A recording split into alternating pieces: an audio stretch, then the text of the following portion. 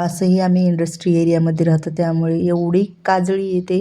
त्या काजळीमुळं असंही डोक्याला, तोंडाला बांधून शाळेत जावंच लागतं.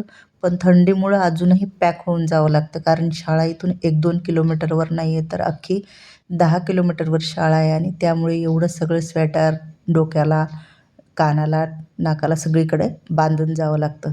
त्यानंतर अशा प्रकारे आज होता मंगळवार आणि त्यामुळे इथं असतो बाजार आणि एवढी ट्रॅफिक होती आज. जाते वेळेस पण कशी तरी सोडून आले घरी. त्याच्यानंतर आल्याच्यानंतर घरी थोडीशी साफसफाई केली, कारण ह्यांनी सायकल जी आहे खाली थंडी वाजते म्हणून अख्खी घरात आणून सायकल खोलली होती त्यांनी, की खाली खूप थंड लागतंय, खाली नको म्हणून.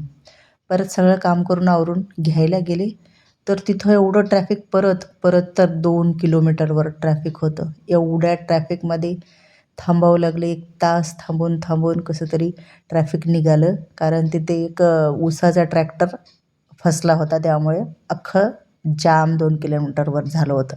आणि मग कसं तरी छोटी आपली स्कूटी असल्यामुळं मधून कुठून काढून कसं तरी 1 तासामध्ये कसं तरी निघालो तिथून.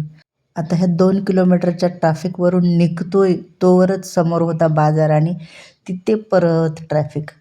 तिथे पण थोडासा 15-20 मिनिट कसाही वेळ गेलाच. असं करत परत आम्हाला सकाळी दूध नव्हतं घेतलं, त्यामुळं परत दूधही घ्यायचं होतं. दूध घेतलं आणि त्यानंतर कसं तरी घरी पोहोचलो आणि त्यानंतर हे रोजचं काम असतं, की बॅटरी काढून न्यायची, कारण आपली स्कूटी चार्जिंगची आहे, त्यामुळे त्याला चार्जिंग रोज करावी लागते. दूध मुलांना गरम करून दिलं. त्यांचा थोडा वेळ अभ्यास घेतला.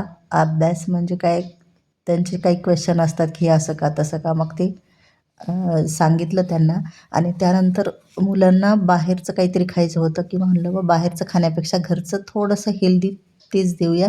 तर घरी ब्रेड होते, त्यानंतर बटाट्याची भाजी बनवली तिखट अशी आणि ब्रेड सँडविच करून दिली. तर असा होता माझा आजचा दिवस.